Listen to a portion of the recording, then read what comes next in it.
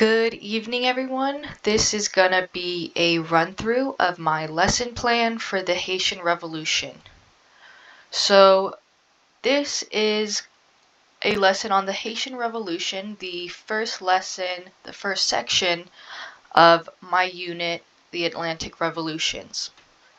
So when you open up my presentations, you're going to see today's agenda, and this is going to be made available to all students, so all students have access to the agenda and can see what is to come and what they need to prepare for throughout class. And then we start class with a warm-up discussion. This is for the purpose of getting an idea of what the section is going to be talking about, getting hints of what topics we're going to be discussing, and future references for the entire unit. And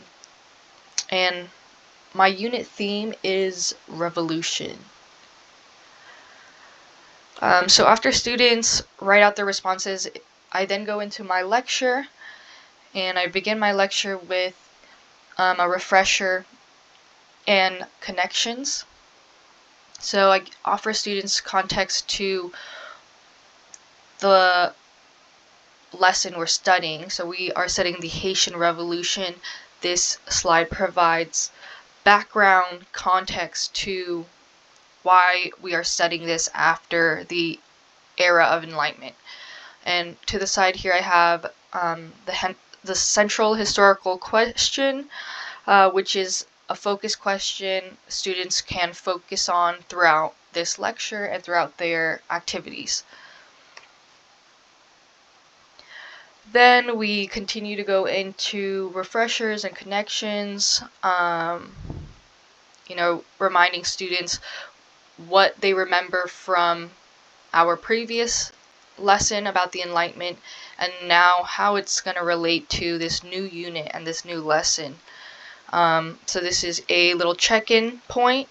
Students will have a little interactive group discussion where they will recall what they remember about the Enlightenment. And then we will kind of go over what they talked about, see what they referenced, gauge if they remember enough about the Enlightenment to move forward, or if they do not remember enough to move forward with the Haitian Revolution. And this is when I start to begin providing new content. So this is background information about the Haitian Revolution. I also have a short video about the background, which will offer more students context when they work on their group activities. So more content, and I do understand that my slides seem a little bit wordy, but my bullet points are what I will be exactly saying to students. So these are verbatim the main points I want students to write down and remember.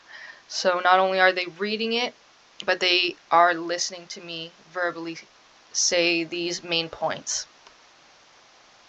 Then we have a direction slide, which offers access to the sources and the group activity worksheet.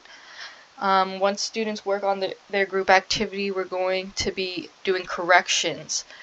This is a little interactive drawing page that we will be using for corrections. So together we'll discuss, look over sources, and relate ideas to the different topics. And then this is the exit activity that students will complete. So for the last 15 minutes of class, students have a exit ticket to complete, which they can also access here. They make a copy of the decided activity they would like. So if they want to do a drawing option, there's a drawing option here, written option, or a verbal option. And it's easy to make a copy. You can do a specific selected slide and complete it. And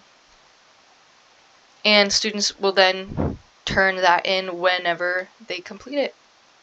And that is pretty much the rundown of my entire lesson.